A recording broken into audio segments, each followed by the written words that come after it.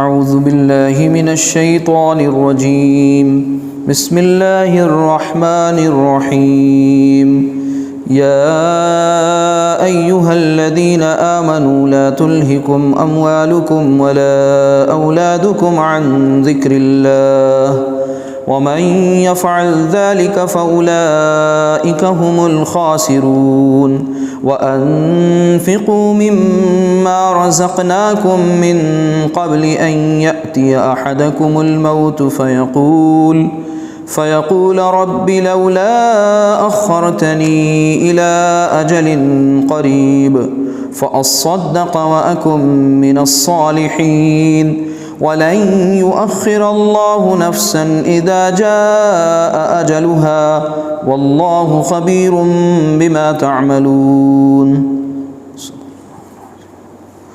رب اشرح لي صدري ويسر لي أمري واحلل عقدة من لساني يفقهوا قولي ربنا لا تؤاخذنا إن نسينا أو أخطأنا آمين يا رب العالمين۔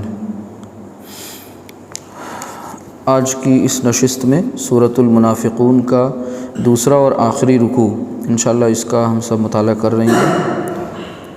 سورۃ المنافقون مدنی سورت ہے، 11 آیات ہیں، 2 رکوع ہیں، اور یہ ہم سب دوسرا رکوع مختصر ہے،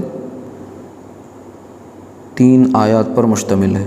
آیت نمبر 9، 10 اور 11 ان تینوں آیات کی تلاوت کی ہے۔ جیسا کہ ہم سب جانتے ہیں کہ نفاق ایک بہت گمبھیر مرض ہے، ایک بہت جان لیوا مہلک مرض ہے۔ تو اس نفاق کے مرض کی علامات، اس کا علاج اور منافقین کے دعووں کی نفی اور ان کے ذریعے کیے جانے والے بڑے بڑے دعوے، ان کا رد اس صورت میں موجود ہے۔ یعنی اس کی شروعات ایسے ہوتی ہے کہ جو منافقین دعویٰ کر رہے ہیں، اللہ تعالیٰ ان کے دعوے کا رد کر رہا ہے، انکار کر رہا ہے کہ وہ جھوٹ کہہ رہے ہیں، اور ان کا دل کچھ کہہ رہا ہے اور ان کے اعمال کچھ کہہ رہے ہیں۔ پھر اس کے بعد اسی طرح اسی صورت میں بہت تفصیل کے ساتھ اس مرض کا علاج بھی بیان کر دیا گیا، اس مرض کی علامات بھی بیان کر دی گئیں، نشانیاں بھی بیان کر دی گئیں۔ تو آخری جو رکوع ہے اس میں دوسرا اور آخری رکوع، جس کی آیات آپ کے سامنے ابھی پڑھی گئی ہیں، اس میں ترجمہ اس کا سن لیں ہم سب کہ اے ایمان کے دعوے داروں، تمہارے مال اور تمہاری اولاد تمہیں اللہ کے ذکر سے غافل نہ کر دیں، اور جو ایسا کریں وہ بڑے ہی ضیاء کار لوگ ہیں، یعنی خسارے میں رہنے والے لوگ ہیں، گھاٹا اٹھانے والے لوگ ہیں۔ اور جو کچھ ہم نے تمہیں دے رکھا ہے اس میں سے ہماری راہ میں اس سے پہلے خرچ کرو کہ تم میں سے کسی کو موت آ جائے تو کہنے لگے اے میرے پروردگار، مجھے تو تھوڑی دیر کی مہلت کیوں نہیں دیتا کہ میں صدقہ کروں اور نیک لوگوں میں سے ہو جاؤں۔ اور جب کسی کا مقررہ وقت آ جاتا ہے پھر اسے اللہ ہرگز مہلت نہیں دیتا، اور جو کچھ تم کرتے ہو اس سے اللہ بخوبی باخبر ہے۔ یہ تو ان آیات کا ترجمہ ہے۔ اب ان آیات پہ ہم سب غور کریں کہ اللہ تعالیٰ کیا کچھ ان آیات میں فرما رہا ہے۔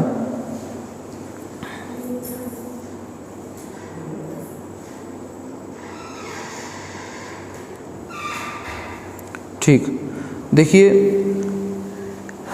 ہم سب جانتے ہیں، سیرت مبارکہ کا مطالعہ کرنے کے بعد ہمیں یہ بات اچھی طرح معلوم ہے، قرآن کی آیات پڑھنے کے بعد پتہ ہے کہ اصل میں منافقین وہ گروپ تھا منافقوں کا جنہوں نے ہمیشہ ہی اسلام کی جڑ کو کھوکھلا کرنے کا کام کیا، جنہوں نے رسول اللہ صلی اللہ علیہ وسلم کے رسول ہونے کی گواہی تو دی، اللہ کو رب اور مالک تو مانا، لیکن اعمال کے جب باری آئی عمل کرنے کی تو اس میں انہوں نے ہمیشہ ڈنڈی ماری، اور انہوں نے ہمیشہ جو ہے ان دعووں کی خلاف ورزی کی جو وہ خود کیا کرتے تھے۔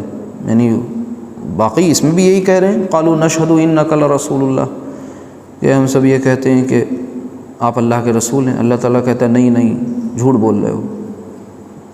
تو اب ان منافقین وہ اس وقت اس دور میں ایک جماعت کا نام تھا جس میں ان کا سردار رئیس المنافقین عبداللہ ابن ابی. اب وہ بہت چند نام ہیں اور لوگ ہیں جن کے بارے میں آپ صلی اللہ علیہ وسلم کو مطلع فرما دیا گیا تھا، بتا دیا گیا تھا. لیکن کیا بس یہ ایک ایسی قوم تھی، ایک ایسے لوگ تھے، ایک ایسا گروہ تھا اور ایک ایسی جماعت تھی جو اس وقت تھی اور وہ ختم ہو گئے؟ سوچنے والی بات ہے.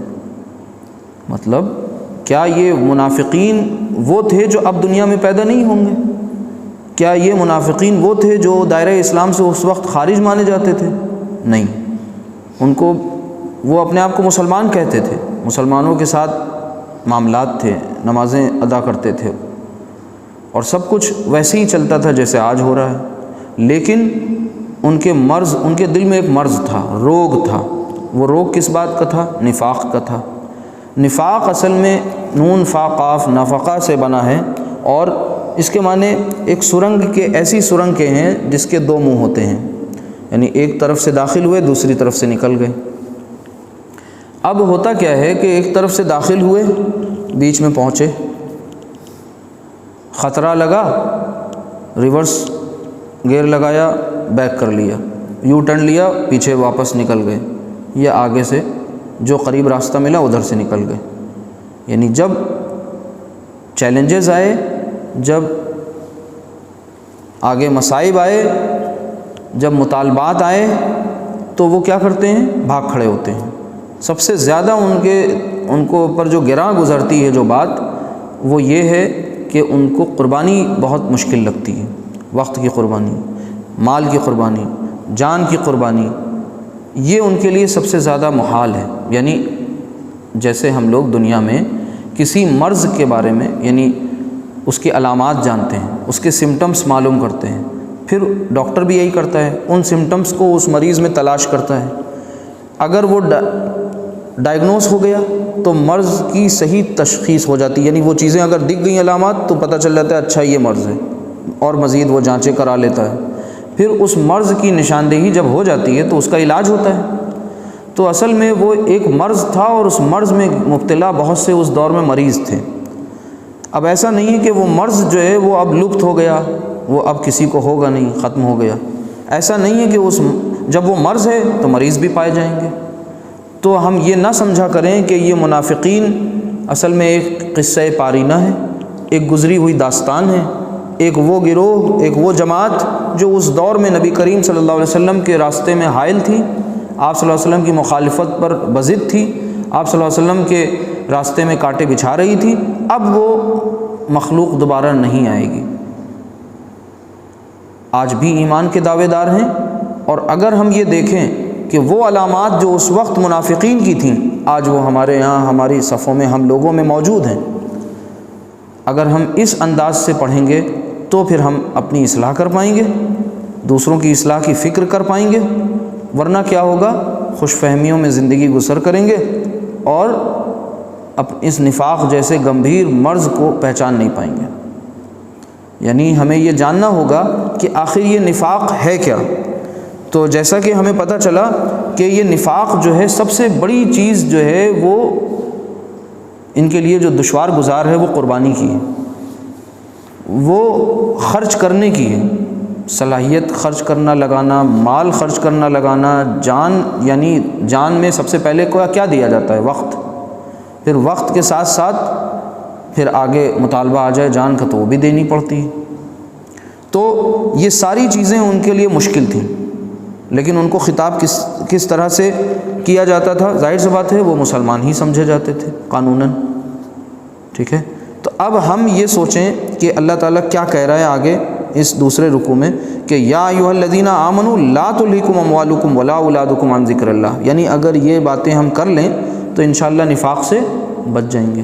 اور اگر یہ باتیں ہم اپنے اوپر اپلائی نہیں کر پا رہے ہیں، ان آیات کو اپنی زندگی میں لاگو نہیں کر پا رہے ہیں، تو جانے انجانے نفاق ہمارے اندر آ جائے گا اور ہمیں اندر سے کھوکھلا کر دے گا. باہر سے ہمارا اسلام باقی رہے گا، ایمان جاتا رہے گا. قانونی مسلمان تو کہلائیں گے لیکن ایمان کی حلاوت سے محروم ہو جائیں گے. روح جو ہے وہ مسخ ہو جائے گی، پرورٹ ہو جائے گی فطرت، پھر وہ حق بات داخل نہیں ہوگی، سمجھ میں نہیں آئے گی، کیونکہ پھر کجی آ جائے گی، ٹیڑھ آ جائے گا، اور جو جتنا دور اس سفر میں چلتا چلا گیا وہ پھر اتنا ہدایت سے دور ہوتا چلا جائے گا۔ یعنی نفاق کے مرض میں جو جتنا زیادہ دن رہا اتنا زیادہ اس کے لیے ہدایت اس سے دور ہوتی چلی گئی۔ تو اے ایمان کے دعوے داروں، تمہارے مال اور تمہاری اولاد تمہیں اللہ کے ذکر سے غافل نہ کر دیں۔ اللہ کا ذکر کیا ہے؟ کیا اللہ کا ذکر محض تسبیحات ہے، یا اذکار مسنونہ ہے، یا قرآن کریم کی تلاوت ہے، یا تذکر و تدبر ہے؟ بے شک یہ ساری چیزیں اللہ کا ذکر ہیں۔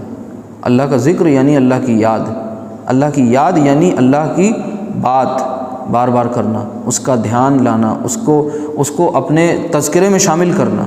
لیکن پھر وہی بات، یہ وہ ذکر ہے جو ہم اپنی زبان سے کر رہے ہیں، زبان ہماری تر ہو گئی، لیکن اگر یہ ذکر ہمیں تذکیر نہیں کر رہا ہے، ہماری نصیحت نہیں کر رہا ہے، ذکر کا مطلب یاد، اور اس یاد سے ہمیں نصیحت اگر نہیں مل رہی ہے، ہماری اصلاح نہیں ہو رہی ہے، ہمارے اعمال درست نہیں ہو رہے ہیں، تو پھر ہمیں واپس پھر سے ایک بار غور کرنا پڑے گا کہ جو کچھ ہم پڑھ رہے ہیں، جو کچھ ہم سن رہے ہیں، جو کچھ ہم دیکھ رہے ہیں اللہ کے تعلق سے، اس میں کہاں غلطی کر رہے ہیں کہ ہمارا دل اثر سے خالی ہے، ہمارا قلب جو ہے وہ ایمان کی نور سے روشن نہیں ہو رہا ہے، ہمارا سینہ اسلام کے لیے کھل نہیں رہا ہے۔ تو پھر ہمیں یہ غور کرنا پڑے گا نا۔ اصل میں اللہ کا ذکر یہ ہے کہ ہم اپنے اعمال سے یہ ثابت کریں، اپنے اعمال سے یہ ثابت کریں، ہمارا ایک ایک فعل، ہماری ایک ایک حرکت، ہماری زندگی کا ایک ایک لمحہ یہ کہہ رہا ہو کہ ہم خالق کی مخلوق ہیں، ہم اس مالک کے بندے ہیں، اس کے غلام ہیں، تو ہمارے ایک ایک عمل سے بندگی جھلک رہی ہو، یہی اصل میں اس کا ذکر ہے۔ اب جب ہم اللہ اکبر کہیں تو واقعی اس کی کبریائی کا احساس کر رہے ہوں۔ اب جب احساس کر لیا تو پھر ہماری اپنی زندگی میں پھر ہمارا کاروبار بڑا نہیں ہوگا، پھر ہماری زندگی میں ہمارے باقی لوگ بڑے نہیں ہوں گے، وہ اللہ بڑا ہوگا، اللہ کا حکم بڑا ہوگا، اللہ کے بتائے ہوئے طریقے، اللہ کی بتائی ہوئی باتیں ہمارے لیے پھر زیادہ اہمیت کی حامل ہوں گی۔ جب ہم سبحان اللہ کہیں گے، ذکر کیا ہم نے اللہ کا، تو پھر واقعی ہم اللہ سبحانہ وتعالیٰ کو ہر قسم کے نقص سے، کمی سے پاک سمجھ رہے ہوں گے۔ کب؟ ہمارا عمل یہ کہہ رہا ہوگا، صرف زبان نہیں۔ اصل ذکر یہی ہے کہ ہماری پوری زندگی اس کی بندگی میں گزرنے لگ جائے، اور بندگی کیا ہے کہ پھر ہمیں یہ شعور ہر وقت رہے کہ ہمارے اوپر کوئی نگراں ہے، ہم اکیلے نہیں ہیں، جہاں ہم ہیں وہ خدا ہماری نگرانی کر رہا ہے، ہم اکیلے نہیں ہیں، ہم تنہا نہیں ہیں، ہمارے اوپر کوئی نگراں ہے، کوئی محافظ ہے، کوئی ہمارے اوپر جو ہے وہ تعینات ہے۔ تو جب اصل تو ذکر یہی ہے، یعنی اس ذکر سے ہمارے اولاد اور ہمارا مال ہمیں غافل نہ کرنے پائے۔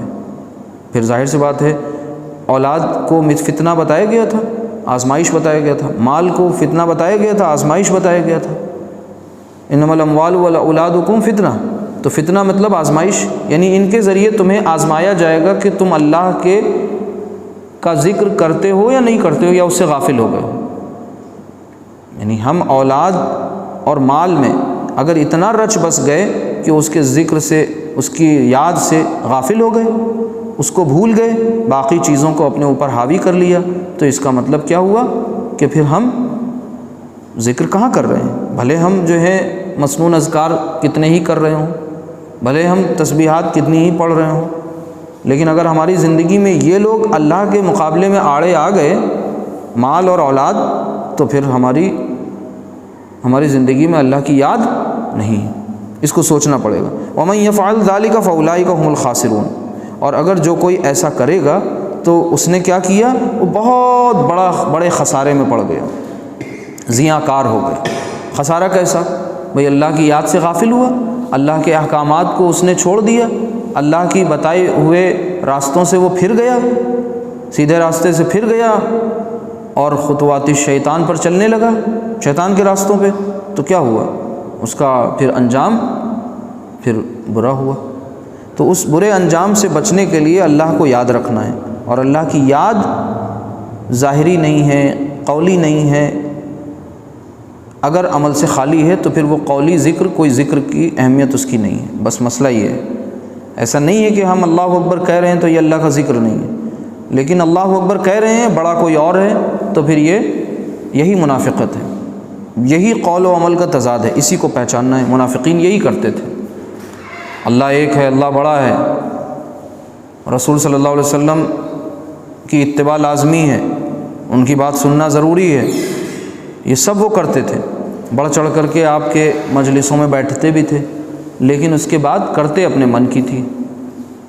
تو کیا وہ اذانیں نہیں دیتے تھے؟ کیا وہ نمازیں نہیں ادا کرتے تھے؟ بالکل کرتے تھے، وہ ایک مسلمانوں کی طرح زندگی گزارتے تھے، لیکن ان پر شاق یہ گزرتا تھا جب ان سے کوئی مطالبہ کر لیا جائے۔ وہ مطالبہ کب ہوتا تھا؟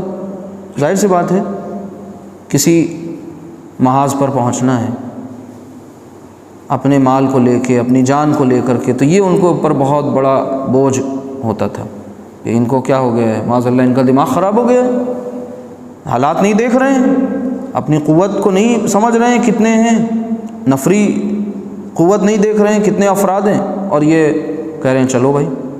تو اصل میں ان کو یہ سب سے زیادہ مشکل تھا ان کے لیے۔ تو ہم سوچیں کہ ہمارے لیے کیا یہ مشکل ہے؟ اگر یہ مشکل ہے تو پھر اس کا مطلب کہیں نہ کہیں ہمارے اندر مرض ہے، اور اس مرض کا علاج بتا دیا گیا ہے کہ اللہ کی یاد سے معمور کرو اپنے دلوں کو، اور اللہ کی یاد یہی ہے کہ زندگی آمد برائے بندگی، زندگی ہے ہی بندگی کے لیے۔ وَأَنفِقُوا مِمَّا رَزَقْنَاكُمْ، اب اگلی آیت میں اور کھل کر کے کہہ دیا گیا، وَأَنفِقُوا، اور خرچ کرو، مِمَّا رَزَقْنَاكُمْ، اس میں سے جو رزق ہم نے تمہیں دیا۔ یہ نہیں کہا کہ سب کچھ خرچ کر دو، اب اللہ کی رحمتی تو ہے یہ، وہ چاہتا تو سب کچھ مانگ لیتا، کہتا تم کنگال ہو جاؤ، اپنے پاس کچھ مت رکھنا، سب خرچ کر دو۔ وہ کہہ رہا ہے مما رزقناکم، اس میں سے جو ہم نے دیا، یعنی سب نہیں دینا ہے۔ آگے من قبلی، اس سے پہلے، ان یأتی احدکم الموت، اس سے پہلے کہ تم میں سے کسی کو موت آ جائے۔ موت آ جائے مطلب قیامت صغریٰ، موت آ جائے مطلب اعمال کا چیپٹر کلوز، موت آ جائے مطلب کتاب زندگی کے اوراق پر اب ایڈیٹنگ نہیں ہوگی، بند، اب ایک بار سبحان اللہ نہیں کہنا ہے، اب ایک بار اللہ اکبر نہیں کہنا ہے، اب توبہ چاہ کر کے بھی توبہ نہیں کر سکتے، اب صرف پچھتاوا، اب صرف ندامت، شرمندگی۔ اس موت کو یاد رکھنا ہے کہ اس سے پہلے یہ کام کر لو کہ موت آ جائے۔ فیقول ربی لولا اخرتنی الی اجل قریب، اب ایسا شخص جو یہ عمل نہیں کرے گا تو پھر وہ کیا کہے گا؟ وہ کہے گا اے میرے رب، کیوں نہ تو نے ہمیں مہلت دے دی، اور کیوں نہ تھوڑی دیر کی مہلت تو نے مجھے دے دی کہ میں کچھ کیا کر لیتا، فاصدق، کہ میں کچھ صدقہ کر دیتا، نیکی کی کام کر دیتا، واکم من الصالحین، اور میں صالحین میں سے ہو جاتا، نیکوکاروں میں میرا شمار ہو جاتا، تو اللہ تعالیٰ مہلت دے گا؟ یہ تو امپاسبل بات ہے، یہ ناممکنات میں سے ہے۔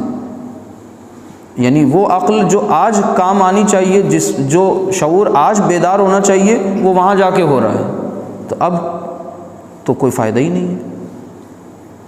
اصل تو وہی ہے نا، غیب کا معاملہ، سین کو تو سب مان لیتے ہیں، انسین کو ماننا ہے، اور انسین یہی ہے، ہماری عقل، ہماری منطق، ہماری لاجک یہ کہتی ہے کہ ہے کوئی ہستی جو نظام کائنات چلا رہی ہے کہ نہیں؟ وہ ہستی، اسی کے ہم تابع ہیں، دنیا کا نظام وہی چلا رہا ہے، وہی خالق، وہی مالک، وہی رازق، اور وہی رب، پالنہار، پروردگار، اور پھر وہی حساب لینا ہے، اسی کو حساب لینا ہے، اسی کی طرف پلٹنا ہے، اسی کے سامنے پیشی ہے۔ اچھا، اس کے یہاں تاریخیں پھر نہیں لگتی ہیں کہ ایک پیشی میں ابھی ثبوت اکٹھا نہیں ہے، صحیح سے اپنے موافق نہیں ہے، تو چلو بھائی دوسری تاریخ لگوا لیں وکیل صاحب سے کہہ کر کے، پھر تیسری لگوا لیں، تاریخ پہ تاریخ۔ کبھی کبھی کیس میں ڈیلے کروانا بھی کسی کے لیے فائدہ مند ہوتا ہے، ایک فریق کے لیے، دوسرے فریق کے لیے justice delayed is justice denied, انصاف میں دیری انصاف کا خون ہے، یعنی انصاف میں دیری انصاف نہ ہونے کے مترادف ہے۔ لیکن کچھ لوگوں کے لیے یہی بہت اچھا ہوتا ہے، جتنا لٹک جائے معاملہ اتنا اچھا ہے، تو وہاں ایسا کچھ نہیں ہوگا، وہاں پیشیوں پر پیشیاں نہیں لگیں گی، وہاں پر جو ہے اور مہلت نہیں ملے گی، اچھا ہم چلے جائیں تھوڑا سا ایک اور کچھ لے کے چلے آئیں، کچھ اور کر کے چلے آئیں، نہیں، جو کرنا ہے آج کرنا ہے، ابھی کرنا ہے۔ پھر اس کے بعد وَلَن يُؤَخِّرَ اللَّهُ نَفْسًا إِذَا جَاءَ أَجَلُهَا، اب اللہ سبحانہ وتعالیٰ کا وہ قانون، اور جب کسی کا مقررہ وقت آ جاتا ہے، اس کی اجل آ جاتی ہے، اس کی قضا آ جاتی ہے، تو وہی ہے کہ وہ لمحے بھر کا توقف نہیں ہوتا۔ پھر انسان سوچتا ہے لمحے نے خطا کی، صدیوں نے سزا پائی، پھر انسان کف افسوس ملتا رہ جاتا ہے۔ بھئی خطا جو ہوتی ہے وہ لمحے بھر کی ہی تو ہوتی ہے، تھوڑی دیر کی ہوتی ہے، اور سزا پھر کب ملے گی؟ اب وہ اللہ کی مرضی ہے، وہ کتنے عرصے تک دے۔ ہم لوگ کو پتہ نہیں کیا مسلمانوں کو یہ لگا ہے کہ بھئی ارے ہم تو ایمان والے ہیں، اگر خدا نہ خواستہ کچھ معاملہ گڑبڑ بھی ہوا تو چند روز کے لیے جائیں گے۔ ارے صاحب وہ کوئی چند روز کے لیے وہاں پکنک اسپاٹ نہیں ہوگا کہ چند روز جائیں گے جھلس کے چلے آئیں گے، پھر اس کے بعد جو ہے آ کر کے وہاں آبشاروں میں نہائیں گے، سارے زخم دھل جائیں گے۔ یہی قرآن بتاتا ہے کہ وہ تھوڑی دیر ٹھہرنا بھی وہاں کا ہلاکت ہے، اور مستقل جائے پناہ تو ہے ہی ہے وہ غلط خراب۔ یعنی جس چیز کے لیے کبھی کبھی مسلمان یہ کہہ بیٹھتا ہے کہ ہم تو ایمان والے ہیں، ابھی وہ ایمان کا سرٹیفکیٹ پکا ہے، تیار ہے، کامل ایمان ہے، 24 کیرٹ والا ہے، 22 کیرٹ والا ہے، 18 کیرٹ والا ہے، یہ پتہ نہیں ہے، لیکن خوش فہمی یہ ہے کہ اگر گئے تو تھوڑے دن کے لیے جائیں گے، اور پھر اللہ تعالیٰ ہمیں تو ابد الآباد کی جنت میں داخل کرے گا۔ صاحب وہ تھوڑی دیر کی وہاں پر تھوڑی دیر کا ٹھہرنا رکنا وہی بہت قیامت خیز ہے، باقی آگے کی بات تو بہت دور کی بات ہے۔ پھر اس کے بعد واللہ خبیر بما تعملون، اب ظاہر سی بات ہے کہ مہلت تو نہیں دی جائے گی، اور کوئی توقف نہیں ہے، کوئی ٹھہراؤ نہیں ہے۔ وہ بات ہمیں یاد ہے جو پہلے پڑھ چکے ہیں کہ یا ایھا الناس انک کادح الی ربک کدحا فملاقیہ، کہ اے انسانوں ہم نے تم نے مشقت میں پیدا کیا ہے، یعنی مشقت کرتے ہوئے اس چکر میں سنگھرش کے پستے ہوئے گھومتے ہوئے تم آ گئے ہو، اور اسی میں پستے پستے اسی چکر میں چلتے، اسی میں گزرتے، تھپیڑے کھاتے، مصیبتیں اٹھاتے، پریشانیاں جھیلتے آ کے تم ہم سے ملو گے۔ تھوڑے دن کا ٹھہراؤ نہیں ہوگا، نہ وقت ٹھہرے گا، نہ زندگی میں بیچ میں ٹھہراؤ آئے گا کہ کچھ دن نامہ اعمال لکھنے والے فرشتوں کو چھٹی دے دی جائے کہ کچھ دن وہ چلے جائیں ہالیڈے پیکج پہ، اور کچھ دن کی ہمیں ان کو فرصت دے دی جائے اور ہم کو آزادی دے دی جائے، موڈ فریش کر لیں کچھ دن اللہ تعالیٰ، اس کے بعد پھر عمل کریں گے۔ نہیں، فرصت نہیں ہے، تو توقف بھی نہیں ہے، اجل آ گئی جانا ہی جانا ہے۔ واللہ خبیر بما تعملون، اور جو کچھ تم کرتے ہو ظاہر سی بات ہے اللہ اس سے بخوبی باخبر ہے۔ تو یہ کوئی خبر دی جا رہی ہے آخر میں، اصل میں یہ وارننگ ہے، جو لاسٹ میں یہ بات کہی گئی یہ ایک دھمکی آمیز جملہ ہے۔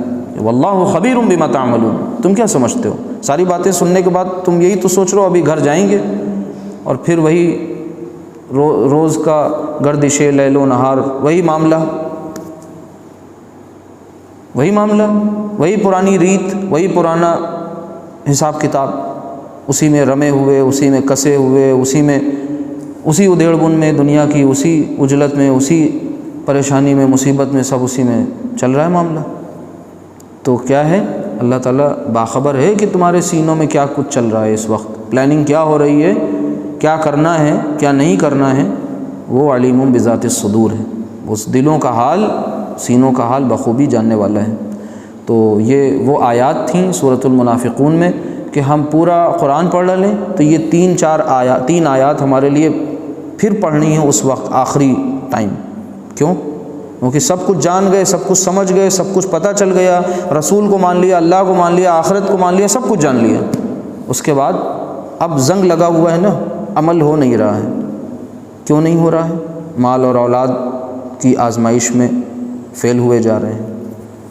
تو یہ 3 آیات ہمیں حرز جان بنانی ہے، ازبر کرنی ہے، اور کم از کم ان کو روز اس اعتبار سے پڑھ لینا ہے کیونکہ مال کا سابقہ روز ہے، اولاد کا سابقہ روز ہے۔ وہ ایسی آپ کی زندگی کی شے ہے جسے آپ الگ کر ہی نہیں سکتے ہیں، اور الگ کریں یہی جرم ہے۔ آپ ان سے علیحدہ ہو جائیں، وہ کاٹ لیں اپنے آپ کو، یہ بھی جرم، اور ان میں غرق ہو جائیں، ان میں کھو جائیں، یہ بھی جرم۔ تو نکلنا سوئی کے ناکے سے بچ بچا کر کے۔ تقوی کی جو مثال دی گئی تھی کیا کہ ایک پگڈنڈی ہے، اور اس پگڈنڈی پہ آپ سوتی کپڑے پہنے ہوئے چل رہے ہیں، دونوں طرف خاردار جھاڑیاں ہیں، کانٹے ہی کانٹے ہیں، کیسے چلیں گے؟ زگ زیگ ایسے چلیں گے؟